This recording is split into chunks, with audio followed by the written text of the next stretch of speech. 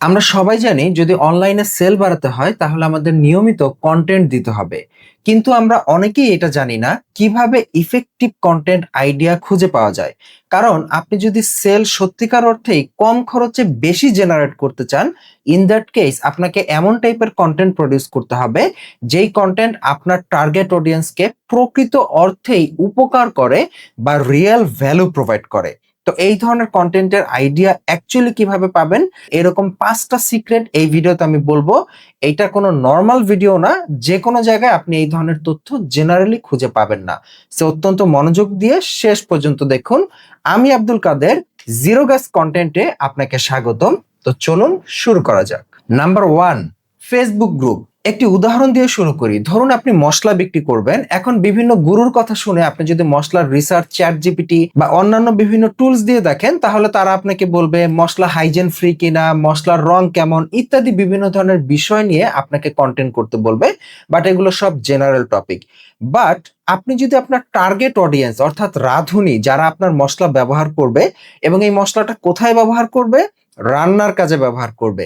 So রান্নার জন্য ফেসবুকে যে গ্রুপগুলো আছে এই গ্রুপগুলোতে যদি আপনি জয়েন করেন এবং এখানে যদি 1 থেকে 2 ঘন্টা আপনি সময় দেন এবং গ্রুপের পোস্টগুলো পড়েন, কমেন্টগুলো পড়েন, তাহলে খুব ইজিলি আপনি জানতে পারবেন রাঁধুনিরা মসলার রং নিয়ে এখন আর চিন্তা করে না।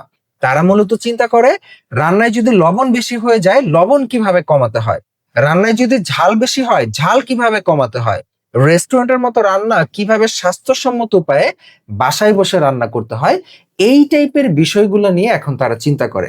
বা ইনফ্যাক্ট আমি জাস্ট আপনাকে আইডিয়া দিচ্ছি, বর্তমানে আপনি এই ধরনের গ্রুপে গেলে হয়তো লেটেস্ট আরো বিভিন্ন ধরনের প্রবলেম পাবেন। এইগুলা হচ্ছে কাস্টমারের রিয়েল প্রবলেম। এইগুলোর উপরে রিয়েল কন্টেন্ট প্রডিউস করেন এবং সেগুলোকে হাইলাইট করেন। দেখবেন খুব দ্রুত আপনি কাস্টমারের ট্রাস্ট অর্জন করতে পারতেছেন। Number 2, YouTube comments. আপনি যেই ফিল্ডে কাজ করতেছেন ওই ফিল্ডে দেখবেন বিভিন্ন ধরনের ইউটিউবার অলরেডি আছেন। আপনি তাদের ভিডিওগুলোর কমেন্ট দেখার ট্রাই করেন। এই ধরনের কমেন্টে মানুষ বিভিন্ন সাজেশন দেয়। যেমন রান্নার এক্সাম্পলে যদি দেই, বিভিন্ন ধরনের রান্নার চ্যানেল আছে, সেইগুলোতে যান, কমেন্টগুলো পড়েন, দেখবেন বিভিন্ন মানুষ তাদের বিভিন্ন প্রবলেমের কথা বলবে। কেউ বলবে যে আপু এই জিনিসটা এরকম কি করা যায় কিনা, আমি কি এইভাবে রান্না করতে পারি কিনা, বা আমার রান্নায় এই সমস্যা হয়, আপু এই সমস্যার সমাধান নিয়ে একটা ভিডিও তৈরি করেন।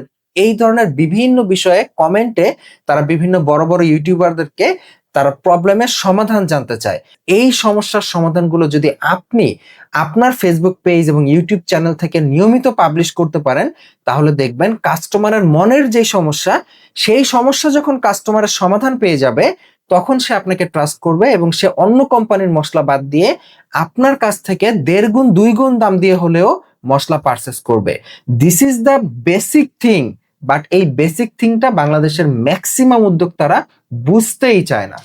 নাম্বার 3, দারাজের প্রোডাক্ট রিলেটেড কোশ্চেন সেকশন। জি, আপনি যেই প্রোডাক্ট বিক্রি করেন সেই প্রোডাক্ট লিখে দারাজে সার্চ করেন, দেখেন টপ সেলার যে প্রোডাক্টগুলো আছে সেই প্রোডাক্টগুলোতে ঢোকেন, ওইখানে দেখবেন কোশ্চেনের বিভিন্ন সেকশন আছে যেখান থেকে প্রোডাক্ট রিলেটেড বিভিন্ন প্রশ্ন কাস্টমাররা সেলারদেরকে জিজ্ঞেস করেছে। এই প্রশ্নগুলো আপনার জন্য কন্টেন্টের আইডিয়া জেনারেট করে দিবে।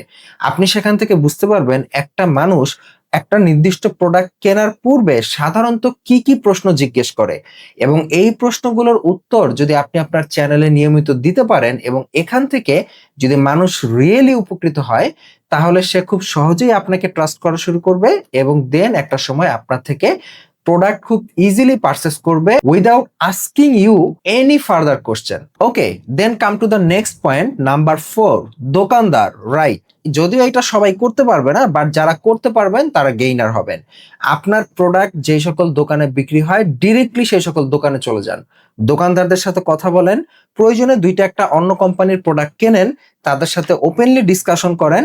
অনেক দোকানদার আপনার সাথে কথা বলতে চাইবে না, দ্যাটস ট্রু, বাট অনেক দোকানদার আপনার সাথে মন খুলে কথা বলবে। কাস্টমার কি কি প্রবলেম ফেস করে, কি কি প্রশ্ন জিজ্ঞেস করে, কাস্টমার কেমন প্রোডাক্ট চায়, এইগুলা দোকানদাররা খুব ভালো লেভেলে তথ্য জানে। এবং তাদের সাথে যদি আপনি খাতির জমায় তাদের কাছ থেকে রিয়েল সব প্রবলেমটা জানতে পারেন এবং এইটার সমাধান যদি আপনি আপনার কন্টেন্টে দিতে পারেন এবং পাবলিককে বুঝাইতে পারেন আপনার প্রোডাক্টের ভিতরে এইটার সমস্যার সমাধান আছে, তাহলে ইনশাআল্লাহ কাস্টমার খুব ইজিলি আপনার কাছ থেকে প্রোডাক্ট পারচেস করবে। কারণ এই বিষয়গুলো ট্রাস্ট ফ্যাক্টরকে অনেক উপরে নিয়ে যায়। অ্যান্ড লাস্টলি নাম্বার 5, ডিরেক্ট কাস্টমারকে আস্ক করা। আপনাকে যেটা করতে হবে, আপনার কাস্টমারের যদি কোনো কনফারেন্স থাকে, ধরেন কথার কথা আপনি যদি রান্না নিয়ে কাজ করেন, তাহলে রান্না রিলেটেড যদি কোনো কনফারেন্স বা যদি কোনো সেমিনার থাকে, সেই সেমিনারগুলোতে অ্যাটেন্ড করেন। সেখানে আপনি রিয়েল রাঁধুনিদেরকে পাবেন। সেই সেমিনারে গেলে তখন আপনিও একজন শিক্ষার্থী, অন্যান্য রাঁধুনিরাও একজন শিক্ষার্থী। তখন আপনি তাদের সাথে কমিউনিকেট করলে তাদের সাথে আপনি রিয়েলি এঙ্গেজড হইতে পারবেন, তাদের বিভিন্ন প্রবলেম সম্পর্কে জানতে পারবেন এবং তাদের থেকে রিয়েল তথ্য আপনি বের করে নিয়ে আসতে পারবেন। যদিও এই কাজটা অনেক কঠিন, সবার জন্য না, বাট যাদের বাজেট আছে, ইচ্ছা আছে যে আমরা ডিপ থেকে অনেক তথ্য টেনে বের করে নিয়ে আসবো, যাতে করে আমরা এমন কন্টেন্ট বানাইতে পারি যেটা আর কেউ বানাইতে পারতেছে না, তারা আইডিয়াই পাচ্ছে না, ইন দ্যাট কেস আপনি এই কাজগুলো করতে পারেন। তো এই হচ্ছে 5টা ব্যাপার। আপনারা যদি চান রিয়েল কন্টেন্ট প্রডিউস করতে এবং কন্টেন্টের আইডিয়া সঠিকভাবে কাস্টমারের মন থেকে টেনে বের করে নিয়ে আসতে, তাহলে এই 5টা উপায় আপনারা ফলো করে দেখতে পারেন, ইনশাআল্লাহ কাজে দিবে। সো সবাই ভালো থাকেন, কাস্টমারকে ভ্যালু প্রোভাইড করেন, কাস্টমারের রিটার্নে আপনাকে অনেক কিছু প্রোভাইড করবে। এই বিশ্বাসটা রেখে ব্যবসা করেন, ইনশাআল্লাহ সফলতা পাবেন।